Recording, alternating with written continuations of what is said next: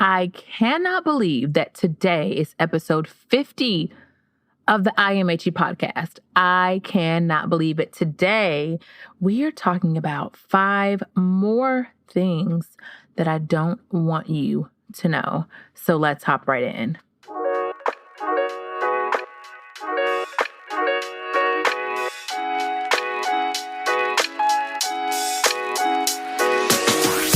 Hi there, I'm Achie, speaker, coach, and entrepreneur. I'm also a wife and mom to the Seans, my brilliant hubby, Sean Sr., and my vivacious toddler, Sean Jr. I am a perpetual student to this thing called life, and boy, has life taught me some lessons. What I absolutely love is helping you to identify and debunk the limiting beliefs that cause you to hide from your awesomeness. It's time to reprogram your thinking.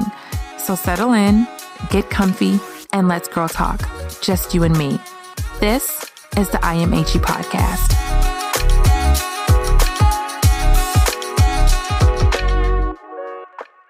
I'm back at it again. Every 25th episode, I am sharing very random facts about myself that you may or may not find interesting.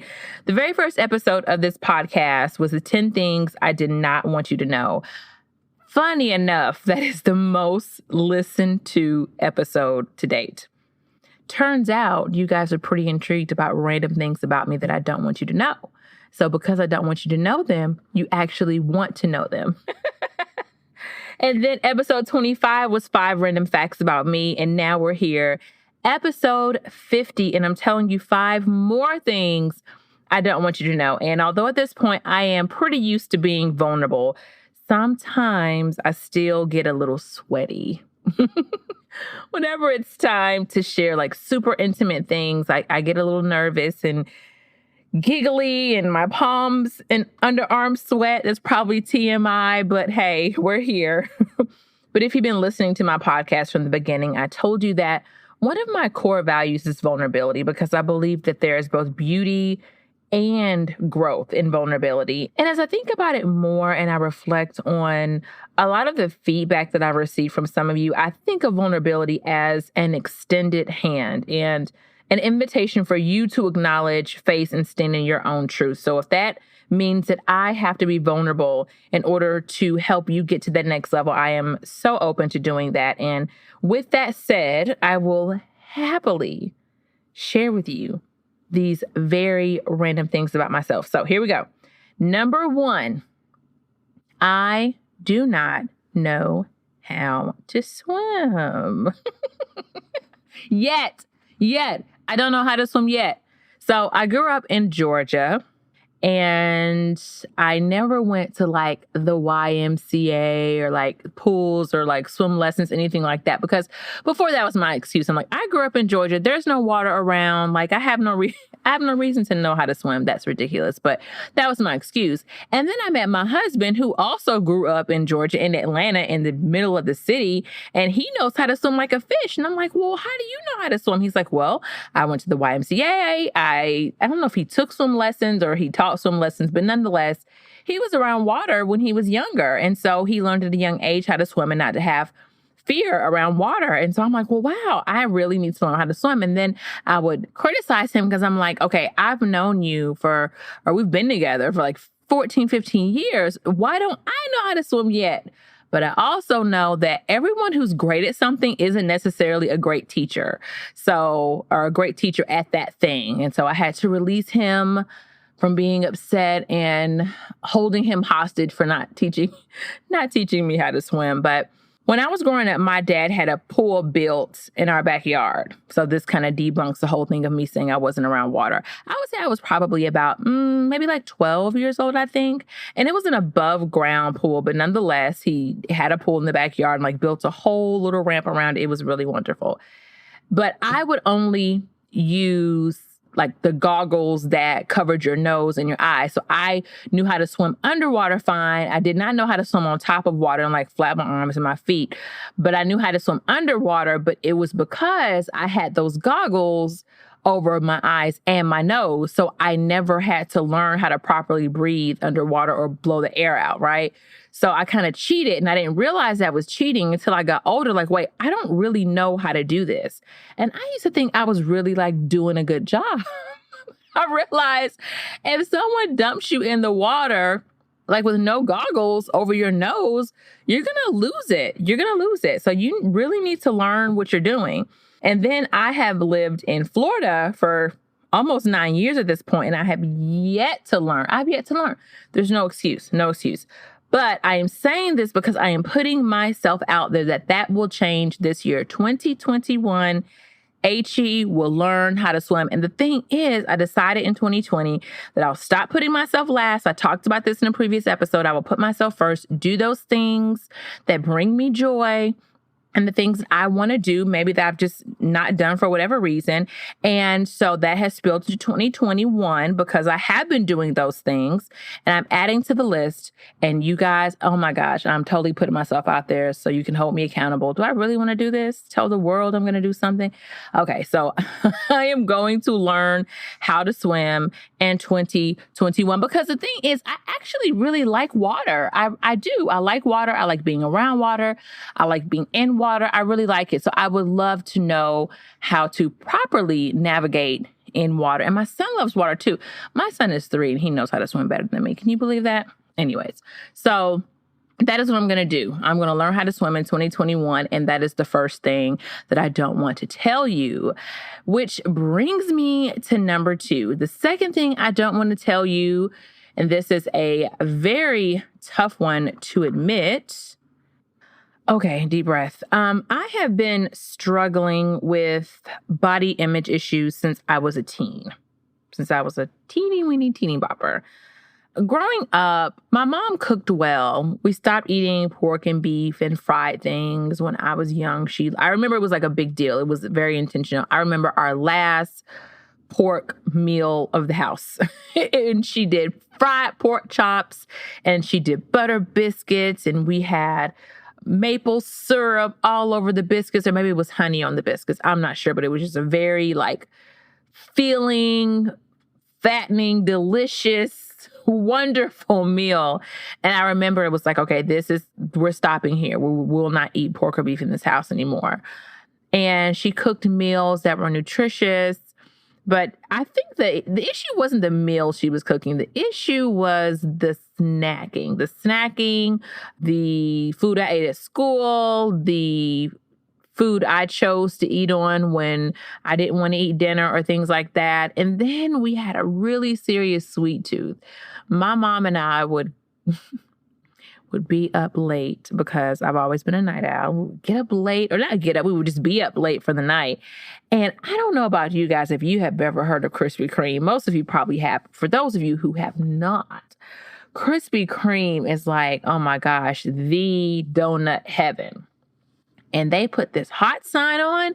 And when the hot sign is on, every donut you get tastes super fresh and is sugary and it's buttery. And it is so delicious and laden with calories and fat. And we would go in the middle of the night because we knew what time the hot sign would come on. This donut place was open 24/7. And we would go eat like donuts in the middle of the night. And although it was delicious and it was fun, it created a sugar addiction in me. And it created a flour addiction. And I didn't realize that's what this was until recently, actually. And so it has been a struggle off and on most of my life, just being consistently healthy. Like overall, I'm healthy. My blood pressure is fine. My blood levels are normal. Like I am internally healthy. However, when it comes to making sure that I have consistently taken care of myself so that I can feel good about myself, I have fallen off that wagon many, many, many times. And overall, I don't come from a fit family. My family is healthy, like my immediate family is healthy, but I don't come from like a fit family when you look at just like my immediate family as well as my extended family, which is a big deal for me and why I'm also, and I have been making a consistent change because I have a little man and it's time to like break generational habits. But This has been the toughest area in my life to master. You know how everyone has that thing? Like some people, it could be some sort of addiction. It could be like a substance abuse. It could be drugs or alcohol, or it could be some people have sex addiction. It could be there's some sort of trauma you're dealing with. It could be mental health issues. Like everybody has something that they're dealing with in this life, on this earth, in this body. I am being very open and telling you mine has been body image, weight, keeping myself healthy and fit. That has been my personal challenge. And so I decided that in 2021, my body goal is to be consistent. I don't necessarily have like, oh, you make it to here and then you've arrived like I've always had in the past. It's like, you just need to work on consistency, Achie. That is the biggest issue that I've had. And when I work on myself consistently, I'm also deciding to love myself in the middle of that consistency, no matter what that looks like, right? And for the first time, like I said, I don't have like a specific weight goal that I am working super, super hard to get to. And that in itself is different and challenging for me because my goal is to take the best care of my body as possible. Before, that wasn't my goal. Before, it was the goal of you need to get to this number. You need to get to this size. You need to get, it's like, no, you need to be consistent because in my mind, I may say, oh, you need to get to this number. And in the past, maybe that was a number where I felt comfortable. But I am 38 now. I'll be 39 this year. I have had an entire child. Okay. My body has changed in so many ways. So not saying that I won't hit those numbers I've had in the past, but it's like my body is different. So I can't I can't put a 25-year-old goal or a 20-year-old goal on a almost 40-year-old woman. Like, I don't think that's fair because so much has changed. Just so much has changed in so many areas of my life and in my body that I'm just not going to do that. So again, the goal is just consistency. Also, another goal with consistency is releasing the start on Monday mentality.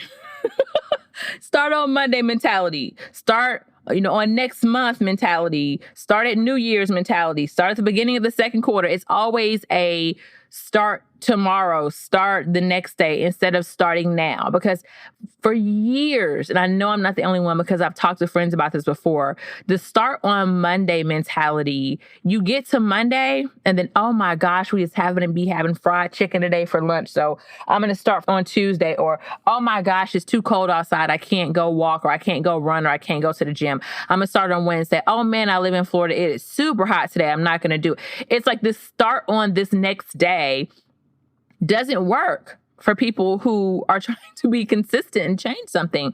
You literally have to start today. You have to start today. Or if you are going to start on a Monday or whatever your day you're going to begin it, you have to have some sort of accountability. Like, I joined this metabolic challenge with the gym that I'm a part of, and it was, of course, a start on a certain day, but there's also accountability. We're all starting on this day. We're all checking in with each other. Like, it's not a quiet goal or a secret goal. Like, you're putting yourself out there. So if you say you're going to start on a certain day, you have someone holding you accountable to say, hey, we all started today. How was your first day? Or what did you do to make sure you started today? So releasing that Monday mentality and just starting it now and being serious about it. And what I've also noticed about that mindset is that you actually regress instead of progressing. That has happened. That is the past story of my life. And I'm going to say that the past story of my life because it's no longer the story of my life. But when you have that mentality, you think you're going to progress and you look up and you've actually gone backwards. And that is the most annoying and irritating thing in all the land. So I also stopped trying to hit a certain goal by a certain date. That's another thing. Like, some people, that is a big thing for them, and that's what kind of keeps them accountable. But for me, and this is what I mean by this. This is what I mean.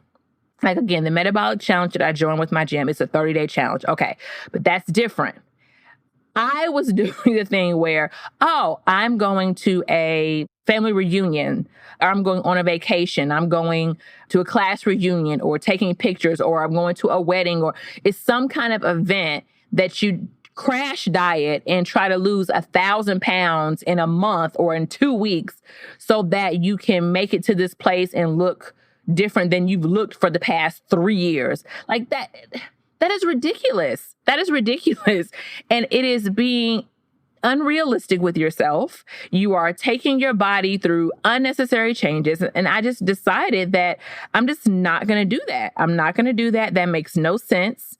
It didn't take you a month to gain 50 pounds or 40 pounds or 20 pounds. Like it's going to take longer to get it off. And most of the time it takes longer to get off than it took for you to put it on.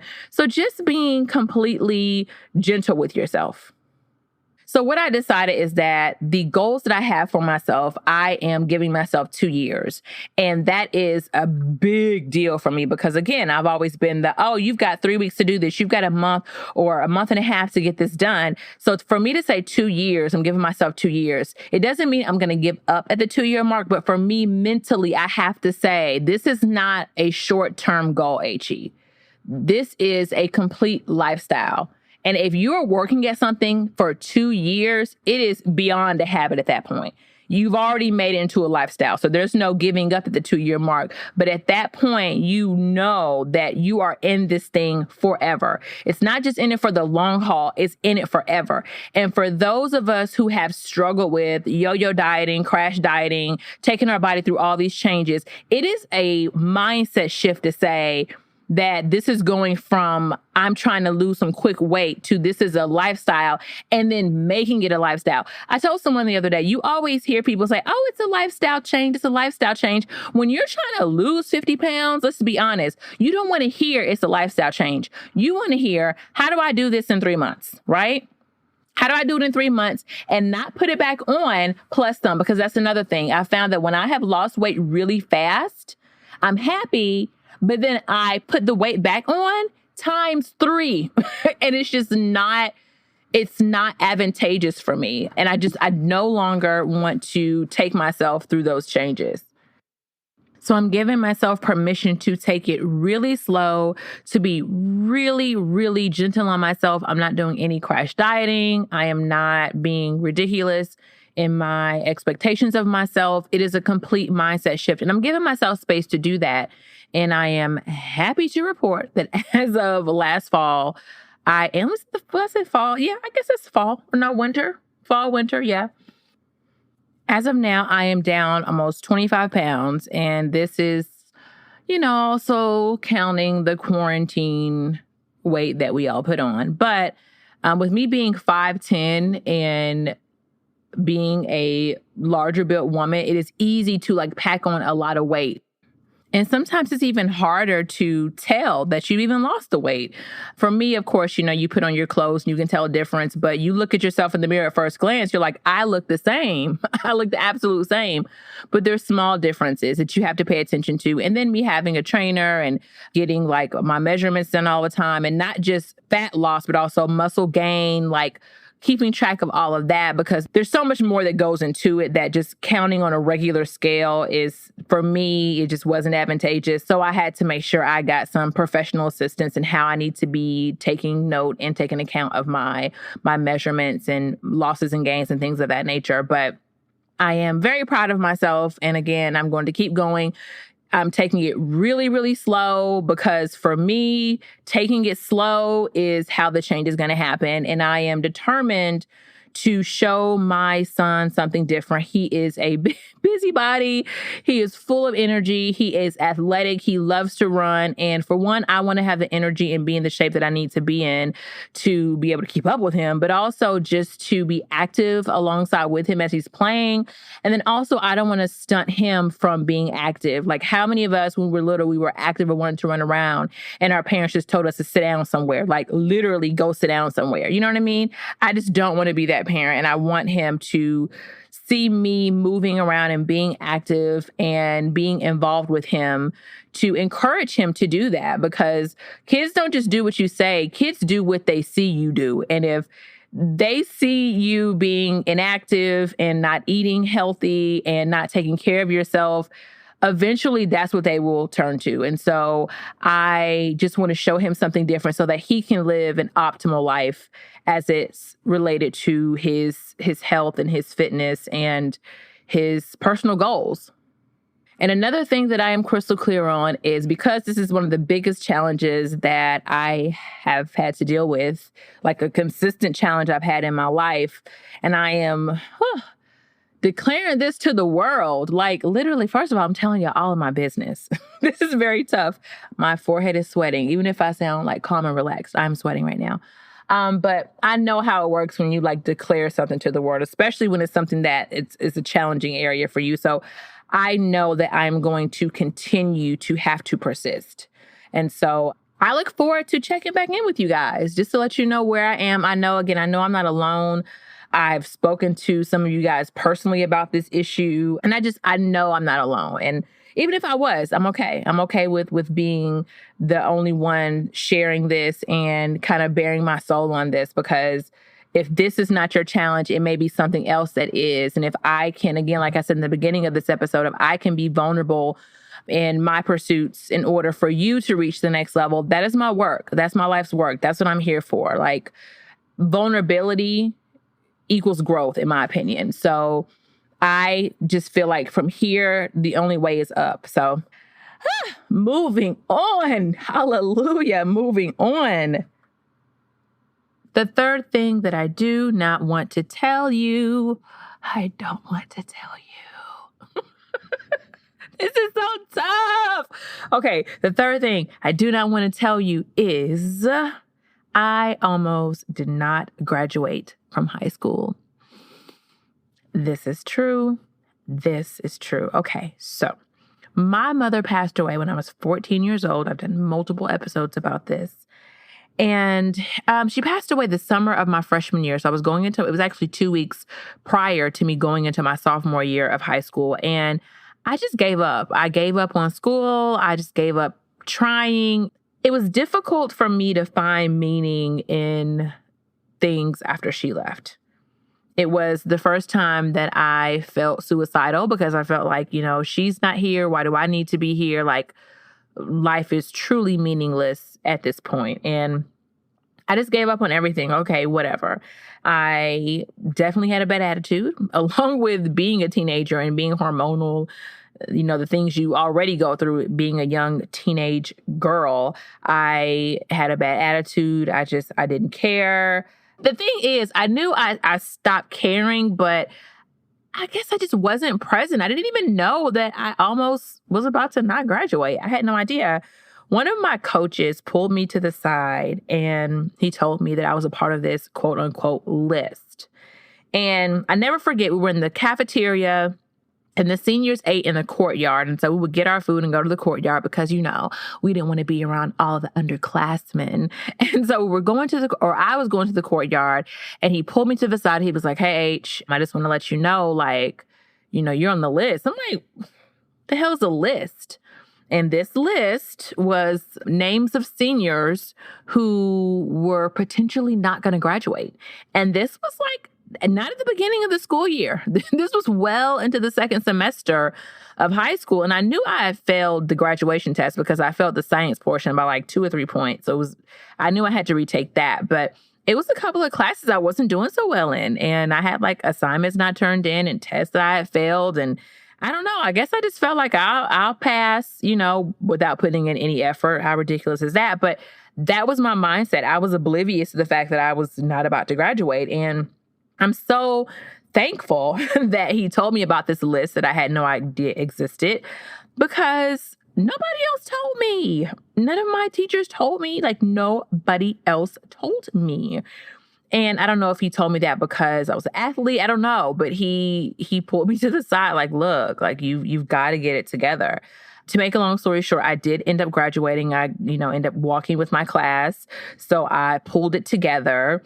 But it just makes me remember the state of mind I was in during that time and how, my whole life could have been different. I think I would have still pulled it together. Even if I wouldn't have pulled it together in time enough to graduate with my class, I think I would have eventually graduated because I still wanted to go to college, which I did end up going to college and graduating. But I'm just thankful for him. And it's a testament to where I was mentally and emotionally, I just wasn't in a good place. And again, I'm just so thankful for him pulling me to the side. And one of the reasons I'm sharing these things, of course, are very random. And this is the I Am Achie podcast. And I always say my goal is for you to feel like you're sitting in my living room talking to me. And when I'm sitting with my friends, we talk about very random things. And so that is my goal in sharing these. And as I said, also being vulnerable, but also, sometimes when we see people that maybe we don't know personally, we may have this view of them that maybe they have it all together or they don't have any problems or their life has been smooth sailing. And I'm just here to tell you that's not true. Like, I'm sharing things about me. Everybody has these things about them. Like, I don't care who you listen to, who you look up to, like the highest of the high, the lowest of the low. Everyone has things they are trying to get through in life. They all are. We all are. Like, no one is exempt. Not one person is exempt. And this is just to show you that no matter what you've been through in your life or whatever you're currently going through, or like I shared in my point number 2, like whatever maybe you may be consistently dealing with, the challenge that may not be easy to solve like the rest of the things in your life, that doesn't mean you can't continue to pursue your goals. It doesn't mean that you won't be able to succeed in life. Like, none of that matters. It just matters that you acknowledge it, do the work you need to get past it, and move on. But you don't have to have a perfect life. So if you're sitting somewhere and you're waiting on your life to be perfect, or you're waiting to lose weight, or you're waiting to, get this degree or this title, or you're waiting to whatever you're waiting to accomplish before you can move on, or you're waiting for your family to be perfect, or your marriage to be perfect, or your children to be perfect. Like, first of all, perfection is a fallacy, firstly. But second of all, don't let those roadblocks stop you. You know what I mean? Like, you have to find a way to get around them one way or the other, even if it's just putting it on pause and maybe dealing with it another time. Like, I'm not saying ignore it, but I'm also a proponent that when you're dealing with like major things, sometimes you have to choose what you're going to deal with at that moment or in that season of your life, and accomplish that, and then move on to the next thing you want to accomplish. You know what I mean? And whatever you're mentally ready for, but don't allow it to stop you. So that was it. Number 3, I almost did not graduate. Again, I did end up graduating, and I also have my college degree, but your girl almost flunked out of high school. Just wanted to let you know that. Which is a perfect segue to number 4.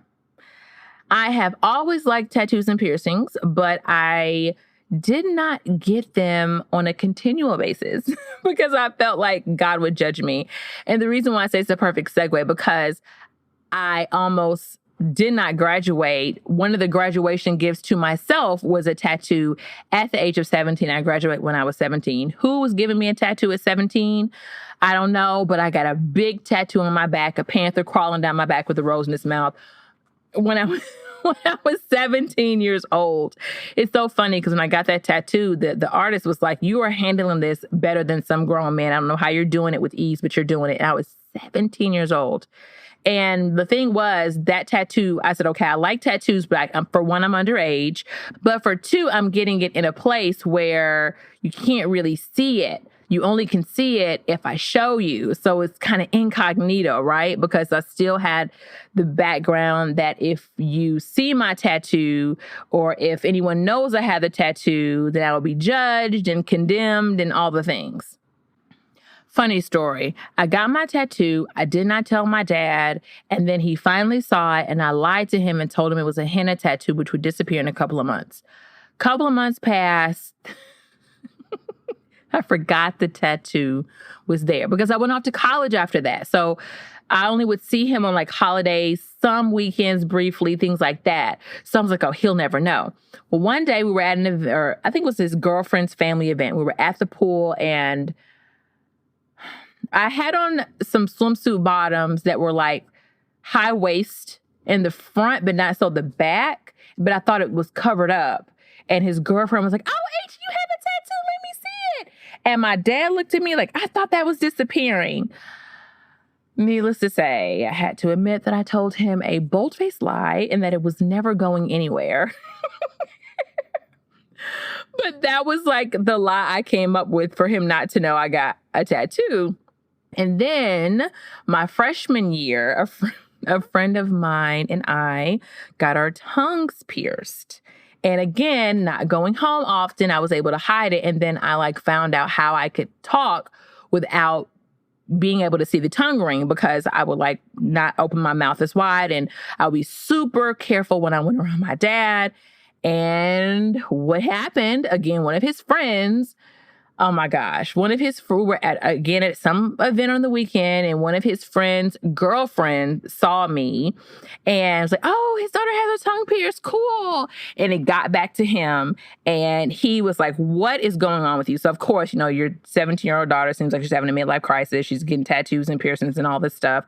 And my granddad, God rest his soul, my granddad swore up and down I was a lesbian. He told my dad I was a lesbian and that I was doing all sort of illicit things, because in his experience, girls who get tongue rings do illicit things with other women. And he told my dad, you better watch her. You better watch her. I'm telling you what she's doing. It's so funny now, but he was so serious. You know how sometimes, older people, they're really, they have life experience, but sometimes they expect you to take everything they say to the bank. That was not what was going on with me at all. But nonetheless, so I've always liked piercings. I've always liked tattoos. And I have had a total of 7 piercings. That's including my tongue and my nose. I have 5 left. They're all in my ear. But I think I'm going to get another piercing. And I got a tattoo as a celebration to myself in the beginning of this year. And I plan to get another one pretty soon. But I no longer think that I am being judged or condemned or sent on a one-way ticket to hell if I have tattoos and piercings. But for years, I have run away from that part of me. It's a little edgy part of me that I've always had, and I've always run away from it because I felt like I needed to reject that part of myself, because that was the evil part of myself, or that was the wayward part of myself, and that was the part of myself that was going to send me to hell. So again, I no longer believe that. I actually believe that God celebrates my edginess and the rebel parts of me. So number 5, lastly, a very random number 5. I hate killing bugs and insects. Now, this has not always been the case. But one of the reasons I don't want to tell you this is because when I tell people I don't like killing bugs, they look at me like I'm an alien, kind of like, what do you mean? If they're in the way, or if they're in your house, or if they're annoying you, then you should get rid of them as fast as possible. But as I have grown and evolved, I view all life as life. I just do. And as much as scientists in every single religious group thinks they know the cycle of life, I don't believe any of us truly know how it works. I think we know bits and pieces of it, but I just think there's parts of it that we are unaware of. And because of that, I really do my best to honor all forms of life. I try to, and this annoys my husband, if there's a bug in the house, I do my best to try to release it first. So if I could get it on a napkin or a piece of paper and put it outside, I try to do that. If it is a fly that gets in the car, if you notice, if a fly gets in your car, or a mosquito or something like that, and they're always going toward the window or the windshield, they're going toward the light. They're not trying to annoy you. They're trying to get back into their natural environment. That's why they're beating up against the windshield or up against the window. If they're in your house and they keep going toward the light bulbs, they're trying to get back outside to the sun. They're trying to get that is their compass, and they're trying to get back out to their natural environment, their natural habitat. And we think they just want to fly around. They're like, how do I get back home? That's what I'm trying to figure out, how I get back home. So when that happens, if I'm in my car, I will roll down every window and drive down the street so the fly can find its way back outside, because I know you don't actually want to be in here. You'd rather be out there. And I have seen, literally, if you guys have ever had a fly stuck in your house for a couple of days, which is really annoying, but you'll see it start to slow down, and it's flying lower, and it's not moving as fast. Its reflexes and responses are not as quick. But the minute you let it go outside, it instantly zooms, because it's outside of its natural environment, and it's outside of the environment that is conducive. So that's a whole word right there. When you are outside of the environment that is conducive for you, it can bog you down, it can slow you down, and it can decrease your performance. That's a whole nother podcast for another day. But funny story. So I went to Tulum in December with three of my great friends, and we were hanging out all night, obviously. And we stayed in this beautiful, like, mansion villa. It was amazing. And every last one of us had our own, like, I wouldn't even say our own room, our own suite. So each one of our rooms were like the size of like a double hotel room. It was amazing. We all had like our own wings to the villa. It was amazing. So I went to my room and I saw this huge spider in my room, like the size of, I would say about 3/4 the size of my hand. Okay. The legs were long and I'm like, okay. And so when I first saw it, it startled me, obviously, but we were also like in a jungle area. And I noticed that everything out there was so large and just plump. Like we saw butterflies that looked like they belonged in Avatar. Like it was the birds, they were beautiful and just a different color blue than I've ever saw before. And the noises they made, like we were very much in the jungle. And so I saw this spider. I'm like, oh boy, okay. This boy has been on the earth for a while. Like you can tell it was just big and plump. And so my first thought was, before my first thought would have been, how do I kill this thing? My first thought was, how do I get this out of the room so that I am not getting bit in the middle of the night? Because I am not well versed on spiders, so I don't know if it was poisonous or not. So I like really had to make a decision. And it literally took me 20 minutes. I did end up having to kill it, which I'm still very sad about because again, I'm like, this spider has been on the earth for a while. But it took me 20 minutes. Like we were like, oh my gosh, dancing back and forth. I was trying to get the spider out of the room and he just didn't want to budge. And he ran over by my bed. I'm like, okay, you can't run by my bed now. Now that is a no-no. That's a no-no. But then he ran by the door, but didn't leave the door and ran on the curtain. I'm like, man, I really don't want to kill you. I really, really, really want you to be able to like go into your natural habitat, but I can't have you in here. I'm trying to go to bed. It's like 3:00 in the morning. I'm like, this is not going to work, but I'm really trying to free you. And the spider didn't know that. So it's like going in all the opposite directions. And I eventually had to kill the spider. I felt really bad about it, like really bad about it. And I just was like, Lord, rest the soul of this spider. I know some of you guys are like, oh no, no. Because my husband is not like that. Like the minute he sees a bug, he's like, oh, sorry, you're bad. You came into the wrong environment. I have no mercy on you. But me, I'm like, let's try to release it first. So that is the fifth thing. I hate killing bugs and insects. I like to release them first. And I believe that life is life. And we never know the true cycle of life until we're no longer on this earth. And I just wish to honor all forms of life. I will just say that. So, alrighty, guys, that's enough of me bearing my very random soul to you. I hope you enjoyed this episode and feel even more like you are in my living room chatting with me, because in my mind, you are. If my content is inspiring or entertaining to you and you'd wish to support my work, I'll always say yes to a cup of coffee. The link will be in the show notes. Also, if you'd like to stay in touch with me beyond the podcast and social media, my email list is the place to be. Go to www.imachie.com/let's connect. Remember that I love you, I see you, and I want you to win. Bye for now. I know firsthand how challenging this personal development journey can be. It can feel lonely, confusing, overwhelming, and even difficult to know exactly where to start. That is why I created an amazing resource for you. Go to imachie.com to download a free audio training that discusses the top 2 things you should focus on as you begin or continue your journey to shifting your mindset. Yep, only 2 things. I like to keep it simple and actionable. Again, that's imachie.com. And also, if you enjoyed today's episode, I have a favor to ask of you.